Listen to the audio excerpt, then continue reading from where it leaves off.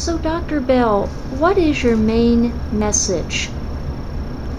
The primary work that I've been doing in the last several years is trying to understand ways of identifying individuals who are going to benefit from a particular therapy. In my particular work, I'm working on homeopathy, but I've also done some examination of traditional Chinese medicine outcomes, and more at a distance, the more subtle energy modalities that are being talked about at this conference. But I really see homeopathy and Chinese medicine as forms of energy medicine. And the point is that individuals vary tremendously, not just in how they turn out after they've been in therapy, whatever it might be, for a period of time, but the process of change. And it turns out that if you look more closely at the psychotherapeutic process, for example, there are studies looking even there at people who have exceptionally good outcomes, trying to understand how they achieve that and where and what it looks like in their process. And many times what it looks like is a disruption of dysfunctional patterns, what we've called unstuckness in some of our writings.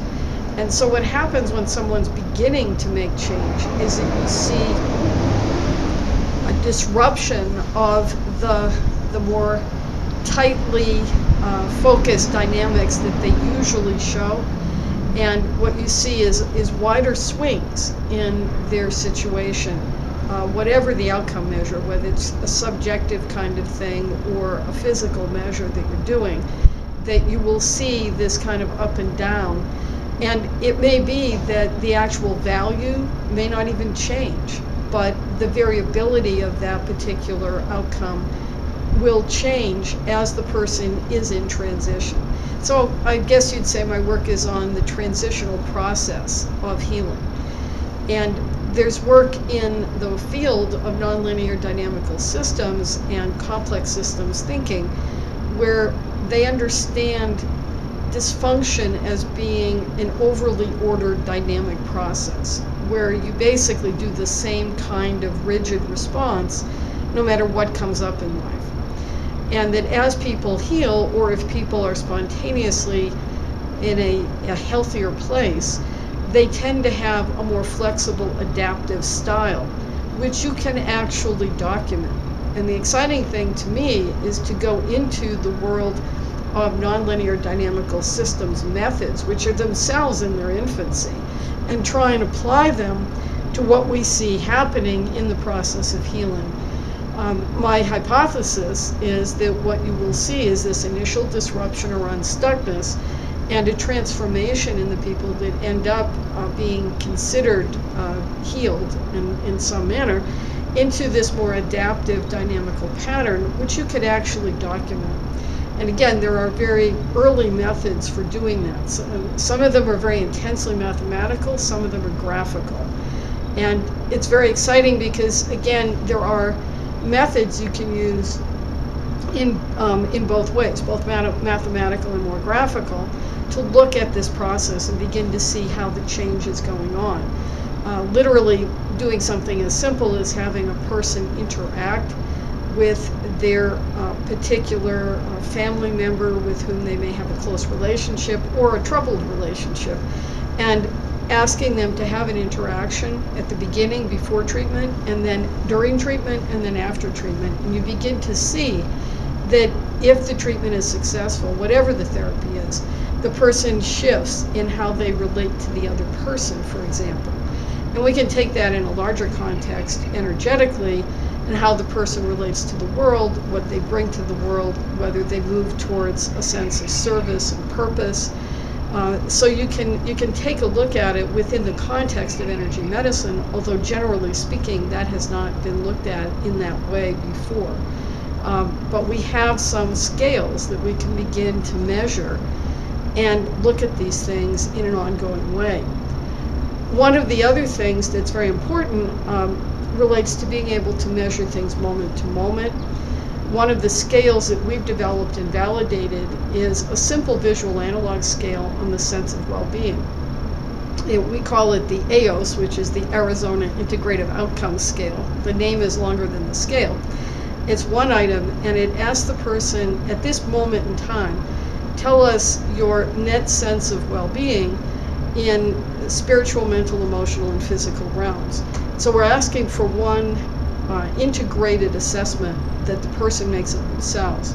It's a 100-millimeter line, and so very small changes can actually be documented. And it's very quick because they just put an X on the line. That allows you to do a dynamical graphing over repeated measures. That's one of the other things about dynamical research, where you need a lot of measurement because you are looking at the process of change in the short term and in longer time scales.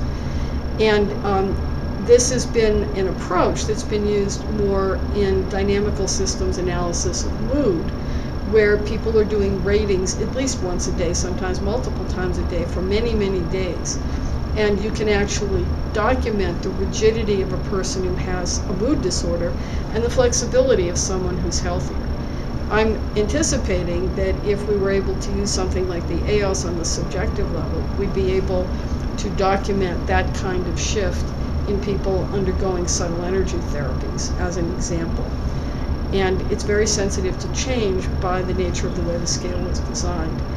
So again, it's looking for measures that are sensitive to change, things that you can document for an individual making progress, and looking at the process, not just the end result. If you step back for a second and think about it, many of the endpoints are things that still matter to the conventional medical world or psychological world, and we have to measure those. But those may be very crude and very ineffective for a lot of what is actually going on during an energetic healing. And so I feel it's very important for us to develop new ways to use what's available and to develop new approaches as necessary.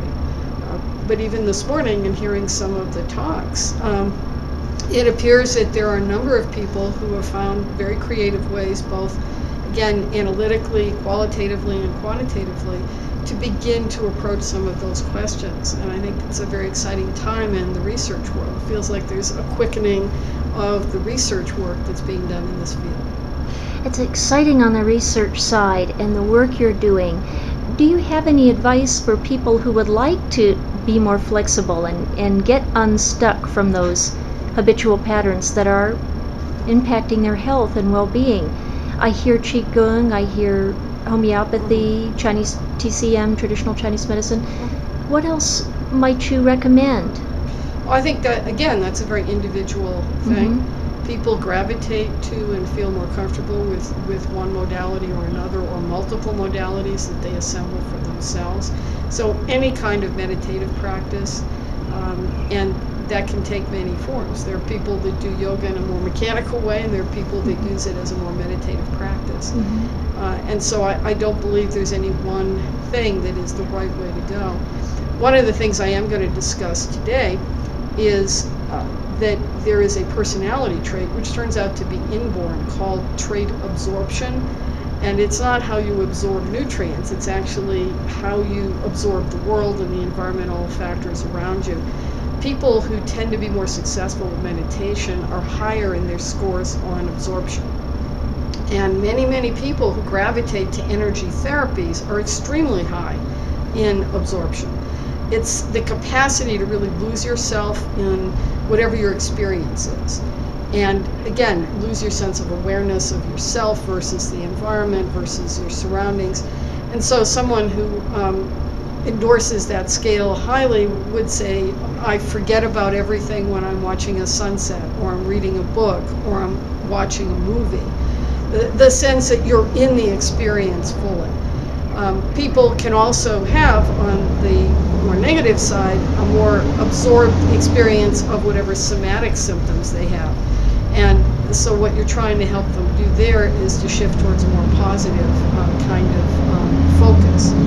But either way, when someone is a higher absorber, they're going to be someone who probably is going to gravitate to all of these kinds of therapies, more so than someone who's a low absorber. And if you try to force someone who's a low absorber into that, it probably won't work out very well.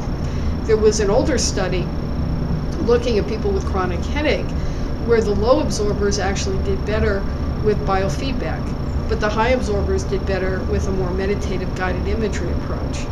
And again, I think that's very important for us to pay attention to. There really is a type of person who gravitates to certain kinds of information.